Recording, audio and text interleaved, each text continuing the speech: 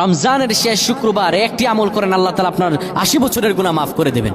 রমজানের এই শেষ শুক্রবার, এই যে আমাদের মধ্য থেকে গোটা একটা মাস, রহমতের মাস, বরকতের মাস, আল্লাহর দয়ার মাস আমাদের থেকে বিদায় নিয়ে নিচ্ছে।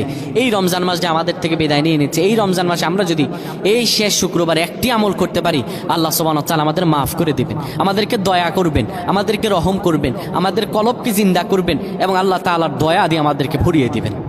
এই জুমার দিনে আমার আল্লাহ তাআলা বান্দাকে দয়া করেন, দোয়া কবুল করেন। জুমার দিনকে বলা হয় দুরুদের দিন।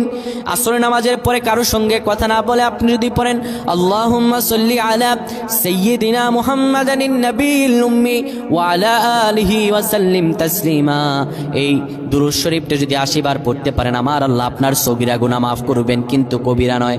এর সনদেও যদিও দুর্বল, কিন্তু নবীজির উপর দুরূদ পড়লে আল্লাহ গুনাহ মাফ করেন, মর্যাদা বৃদ্ধি করেন, নবীজির শাফায়াত কপালে নসিব হয়। তাই নবীজির উপর দুরূদ পড়বেন, নবীজির উপর দুরূদ পড়বে যেজন, আমার আল্লাহ ভাগ্য খুলে দেবে সেজন। আল্লাহ যেন আমাদের বুঝদান করেন, পায় না। আমিন।